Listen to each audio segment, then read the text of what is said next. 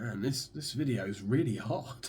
I didn't think it was going to be so difficult. I was just like, oh, that's a nice idea for a video, and this is like my 5th time trying to record this. I'm just going to recline, talk bollocks, constructive bollocks, mind you, and you can do whatever you want. Just don't tell me. So, I want to talk about repetitive behaviour. I love it. I like every other subject that I've talked about on this channel since going down the rabbit hole of autism and spectrum disorder and ADHD. It's all just rolled off the tongue. And as soon as I want to talk about repetitive behaviour, I have to record the video over and over and over again because I can't say it right. I can't do it right. That is irony in all its glory. So, okay.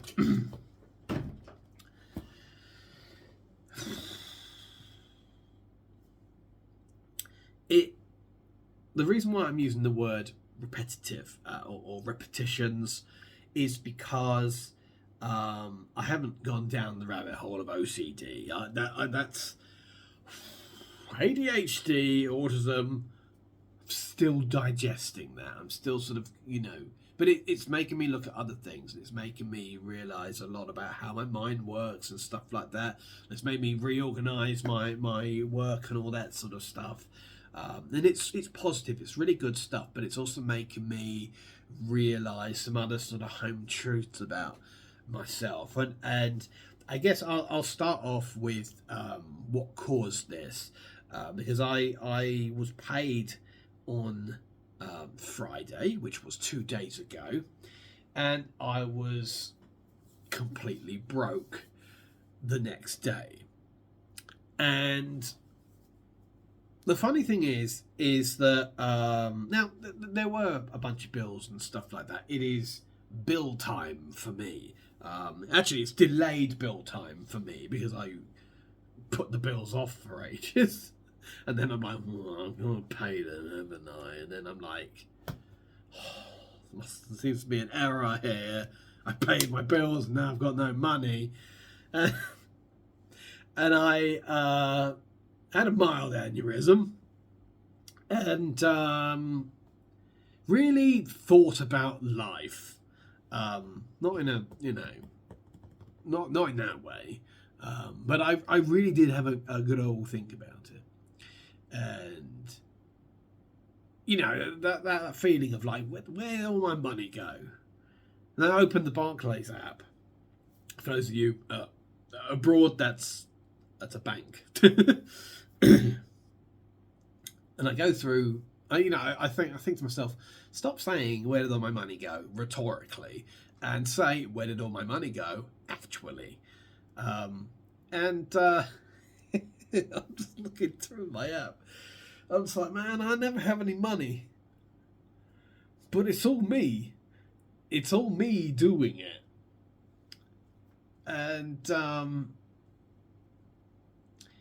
analysing where the money was going and what has been, because there's a part of you go, I'm self-employed, for example. I go, well, you're obviously crap, that's why this is all going wrong, because you're just no good.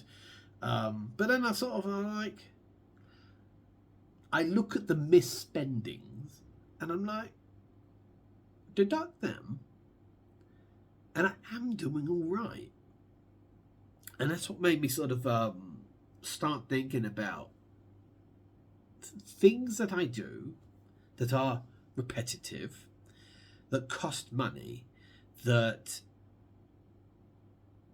I might enjoy them, but I could live without them, and living with them is beginning to severely negatively impact my life. I also think that when you do something over and over that that you know subconsciously is harmful on some level, it can sour your enjoyment of it anyway, you know. And the thing is, I use the term repetitive behaviour as opposed to OCD simply because I haven't gone down the OCD rabbit hole yet.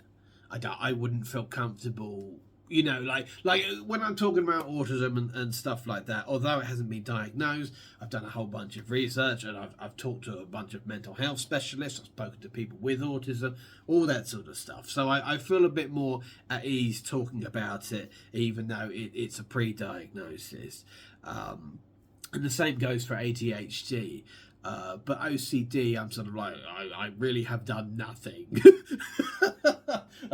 I've done nothing on it. So I'm just going to focus on the fact that there is repetitive behaviour that is bothering me. And I've said before, I do associate it with autism. I say it's one of the four horsemen of autism. The BPD, dyslexia, ADHD, and OCD, the one we're talking about. And you probably disagree with the four that I've chosen, the four chosen ones, but I don't know. What do you think the four are, or should there be more than four? Am I just trying to be cool by going four horsemen of, you know? So, for me, I've always had like these sort of crutches in the world, and I think my best guess is that someone in my position with autism has you have a hard time coping in the world because you find people hard to connect with, and that makes you sort of constantly feel like you are at fault in some way, or that or you're faulty. So you do things to make you feel like you have order, make you feel like that you are purposeful and less calamity. Less it's almost like you it's almost like you build your own pinball machine that you know how to play. So as long as you play that pinball machine, you go, I'm all right. You know, when in fact the pinball machine has very little bearing on the, no pun intended, with the rest of the world. With me, you wake up in the morning and you do those things that you've assigned for yourself because it makes you feel organised, it makes you feel together. And I mean, as a lot of you guys know, I smoked for 20 years, and some people, when I talk to them, other smokers, when I talk to them about smoking, they were very like-minded, but some, there was just no connection there.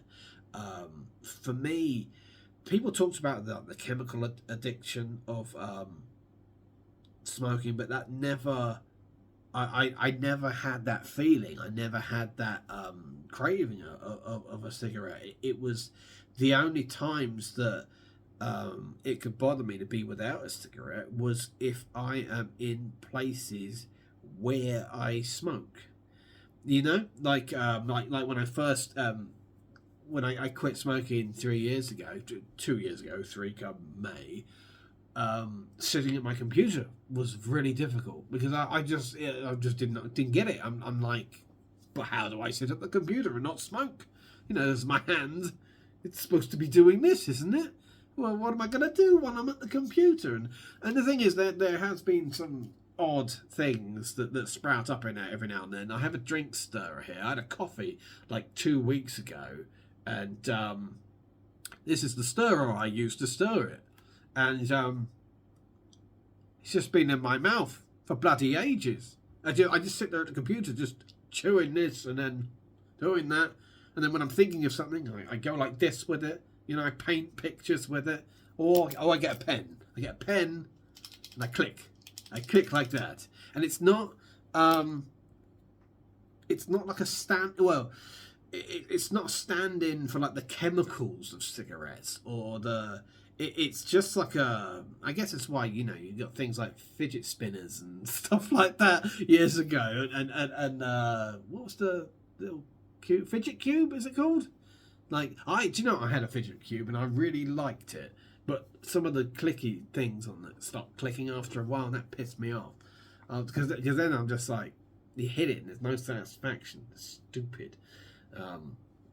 But as I'm starting to understand how my mind works, the ADHD side of it, how I'm constantly racing, and how ADHD is like this big fat monster in your brain. You have to feed it. You have to feed it. That's how I feel right now. Like I've got I think I might have shown you this. I've got my projects list up here. It's all written in code. Some of it is. I don't know. But that's all those are projects, and I do a little bit on them. Oh, I do 2 to 4 of them. I work on a day, and I do in bursts of images of 4 or 5, depending on what's on my mind, and. It feels like I've released the Kraken, like since looking into ADHD, it feels like I've just like get them, boys, because I spent my life trying to be like down brain, like just sort of like, oh, I'm sorry, Giles, I was trying to stop thinking about so many things, down brain, and now I'm just sort of like. Brain, you are free. And it's a great feeling, but at the same time, I'm encountering all these other sort of home truths.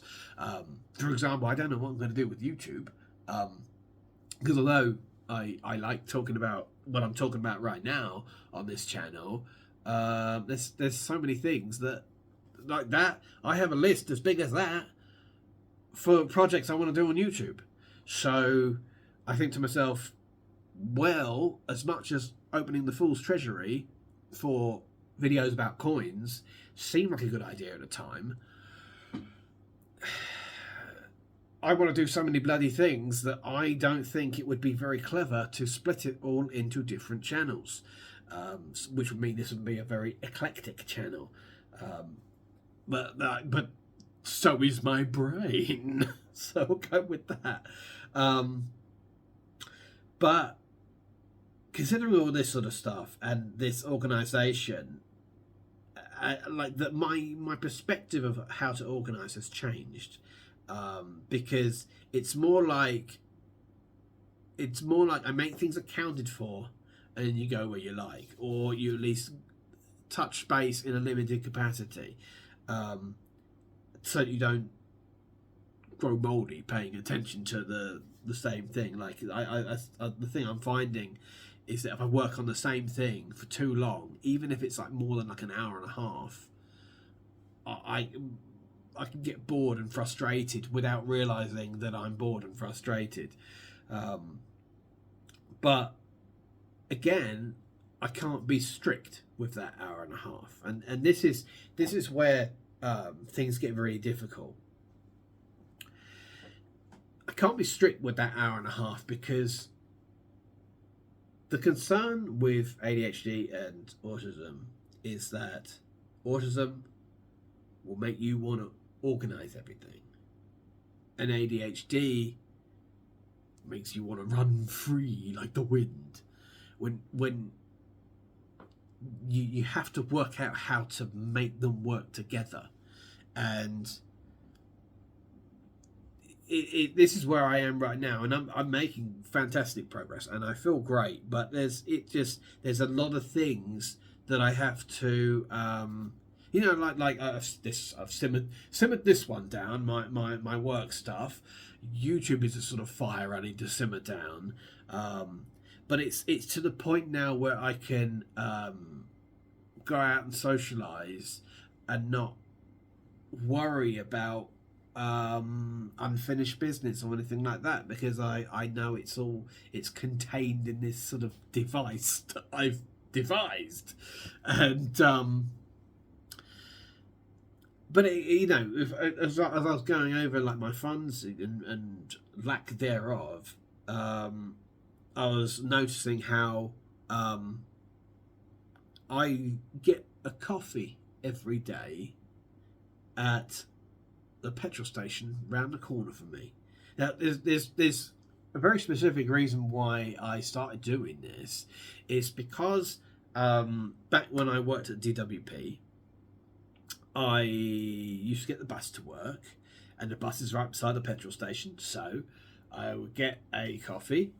And sort of a mild kick in the arse so that you can go and face the call centre when you get there, sort of charging you up just in case there's any angry claimants to face, at which there usually are, or if you've got, an agent arsehole to deal with, of which there aren't many, but sometimes when you get one, it's a doozy. But I got into the habit of doing that.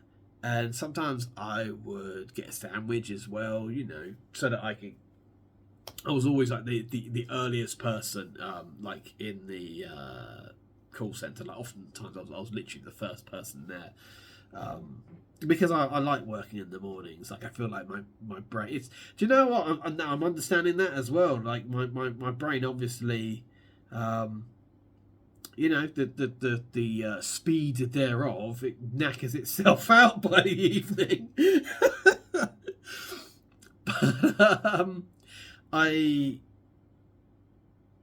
got so used to doing this routine, and when I left DWP, I had this fear of going back to how I was before then, because I lived for a very long time up all night, going to bed whenever I liked, and it works for some, but I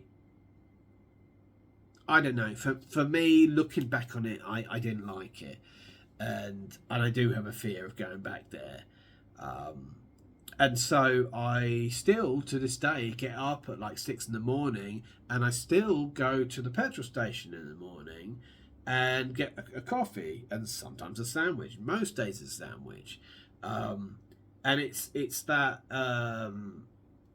that feeling of order or feeling of organisation.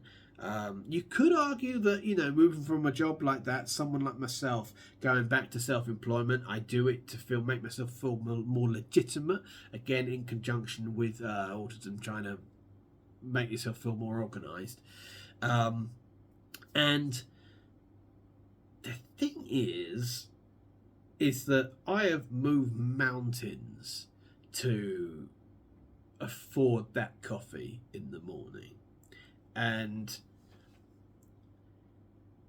that coffee, it's a Costa machine, and you know why they call them Costas?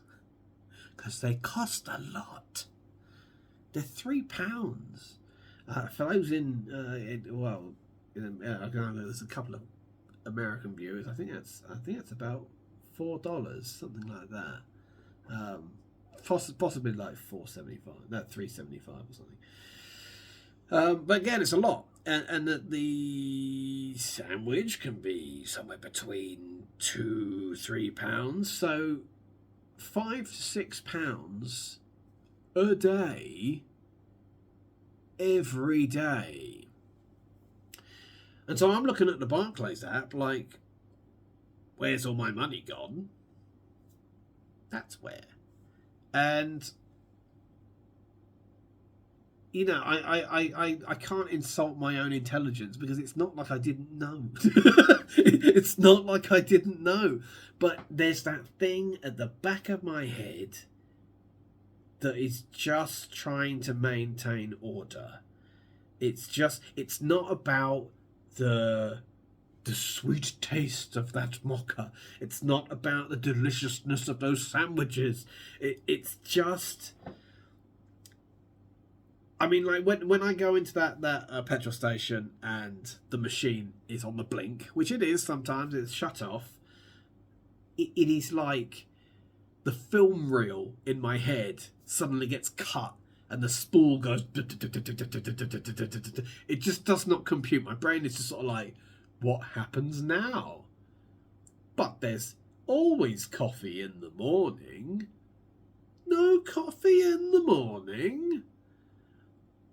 But what happens now? and you know, it sounds ridiculous, but you have to approach it like an addiction. You know, I mean, I have a history with addiction. We talked about smoking. You know, and it's before smoking, it was Coke. It was drinking Coke in the morning, which was that sounds ridiculous, but again, I understand the severity of it because I know what I would do to make sure I always had the money for Coke. I mean, I was a kid at the time, but somehow I always had, you know, the odd. I think it was like 85p back when I was younger. I always had that money to get the Coke, and you know, I didn't.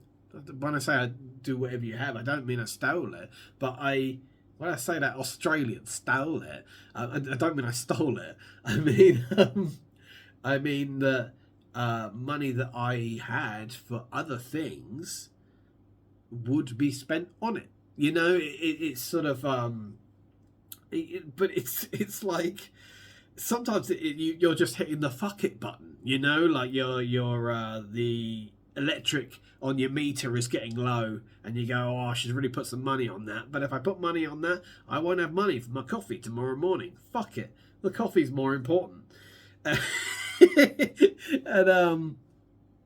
And sort of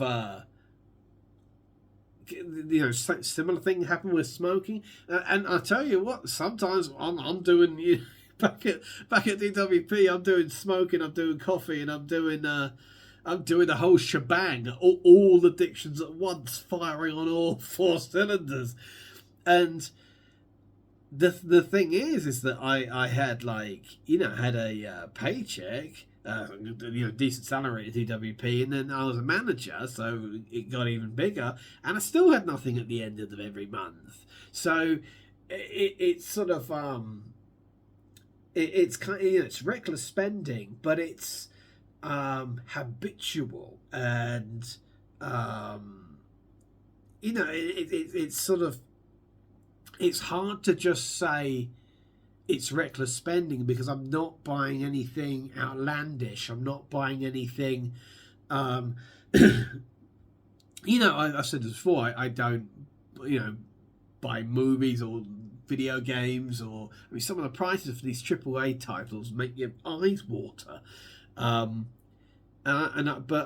it's like spending a small amount or a large amount, depending on how you look upon it, daily, and that's what's draining me. And you know, the past couple of days, I haven't been to the petrol station.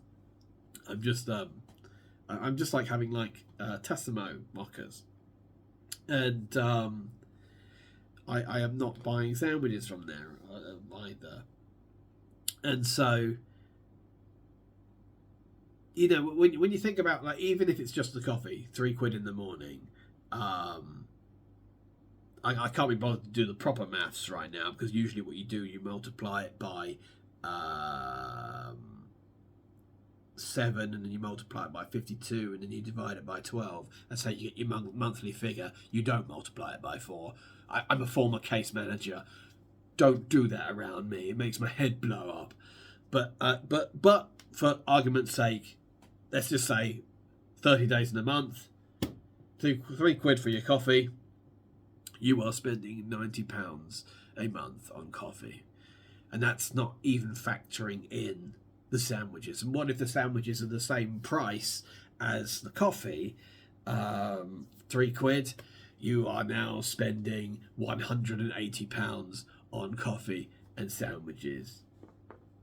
Thank God your hair is made of gold, Giles. But Yeah, no, and so the past couple of days, I've sort of wised up to this, and it's like I said, it's not an easy thing to wise up to because not I have the history of addiction, I have an addictive personality, but evidently there seems to be a lot of roots in autism and ADHD, and that helps me digest the whole situation and steer away from it and sort of regroup. And I'm feeling great about it now. I feel like, all right, that's what's going on. That's what's caused it. That's why it is. Well, then I can stop it. It's like it's. I've always said this about addictions. Like one of the worst things you can do is just get rid of it. That's the worst thing you can do because you need to understand why you're doing it. Otherwise, you'll just pick up something else, which is evidently what I've done. You know, and I've just hopped from one thing to another, and sort of understanding the root of it. It is. It doesn't even feel like a mission now. It doesn't even feel like something difficult to conquer. It just feels like it has been conquered. So that's very good. But apparently it's a very difficult thing to explain, which is why I was having so much of a hard time making this video. You know. But it makes me think about smoking a lot because it makes me think about the irregularity of smoking. For me, how I didn't always relate to some of the other people I spoke to about smoking, and because a lot of them would talk about like the more chemical side of the addiction, and for me it was the habit I was addicted to. It was the familiarity that I was addicted to, and I mean it's interesting because I've sort of said since I gave it up. People say to me that, I've got friends that are still smokers and they feel bad smoking around me, and I tell them straight. I say absolutely do not care about you smoking around me. It does not bother me at all. Because I've beaten it, like I don't. You get some people who are ex-smokers. They get like angry if they smell smoke and stuff like that. And I might be wrong, but I just feel like that doesn't sound like you've beaten it. It sounds like it's still got control over you to some degree. But again, that might just be smoking without the power of autism, So it's a whole other beast when it comes to being defined as in terms of an addiction. But I don't know. I found this subject very interesting, but it's been a strong turn in my life that I thought I would share with you. Yes, I think I'm going to leave it there. I know, like sometimes I record videos and I know I'm a bit more certain about what I've got to say, but other times it's more like I've got puzzle pieces tipped out on the table and I've got to try and put it together. Because it's I don't know. I can't organise it. I might have ADHD. I don't have the patience. Anyway, I'm going to leave it there. Take care of yourselves. I'll talk to you very, very soon. See you later.